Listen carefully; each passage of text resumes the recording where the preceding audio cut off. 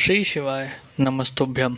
स्वागत है आपका शिव पुराण श्री रुद्र संहिता तृतीय खंड 35वें अध्याय में हिमालय का शिवजी के साथ पार्वती के विवाह का निश्चय करना।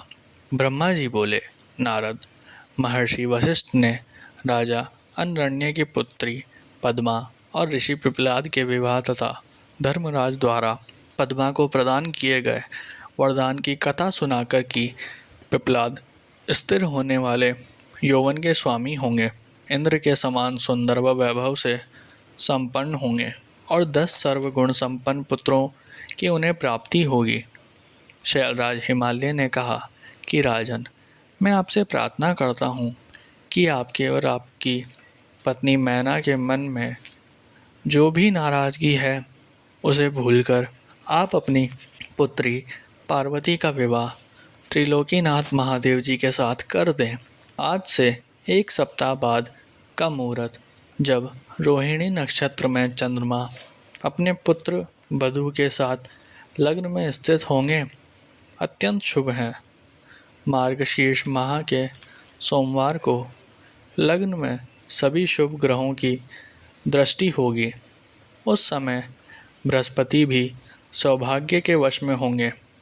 ऐसे शुभ मुहूर्त में अपनी पुत्री पार्वती, जो कि साक्षात जगदम्बा का अवतार है, का पाणी ग्रहण भक्त वत्सल भगवान शिव से कर देने पर आप अपने आप को धन्य समझेंगे। यह कहकर ज्ञान शिरोमणि मुनि विशिष्ट चुप हो गए।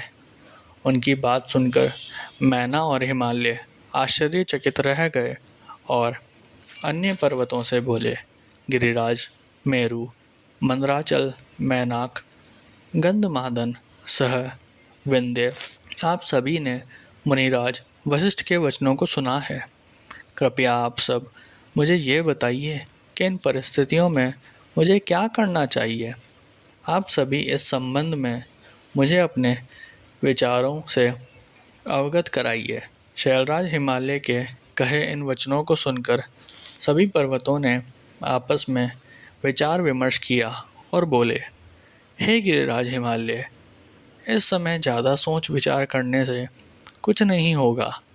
अच्छा यही है कि हम सप्त ऋषियों द्वारा कही गई बात को मानकर देवी पार्वती का विवाह शिव जी से करा दें, क्योंकि वास्तव में पार्वती का जन्म ही देवताओं के कार्य को पूरा करने के लिए हुआ है। अतः हमें शीघ्र ही उनकी अमानत उनके हाथों में सौंपकर अपनी जिम्मेदारियों से मुक्त हो जाना चाहिए। तब सुमेरु तथा अन्य पर्वतों की बात सुनकर हिमालय प्रसन्न हुए और देवी पार्वती भी मन ही मन मुस्कुराने लगी। देवी अरुंधति ने भी विविध प्रकार की कथाओं को सुनकर पार्वती की माता मैना को समझाने का प्रयत्न किया।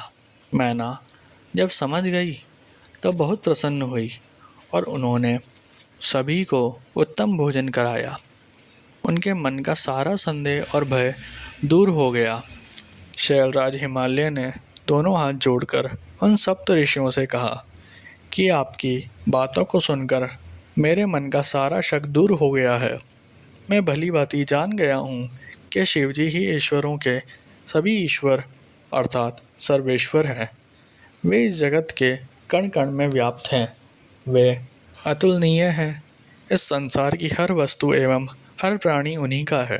यह कहकर हिमालय ने अपनी पुत्री पार्वती का हाथ पकड़कर उसे सप्त ऋषियों के पास खड़ा कर दिया और बोले कि आज से मेरी पुत्री शिवजी की अमानत है। वे जब चाहें इसे यहाँ से ले जा सकते हैं।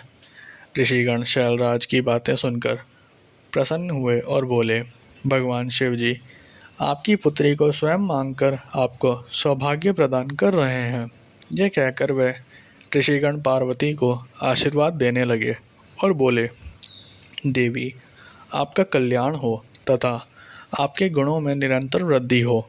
आप शिवजी की अर्धांगिनी बनकर उनका जीवन खुशियों से भर दें।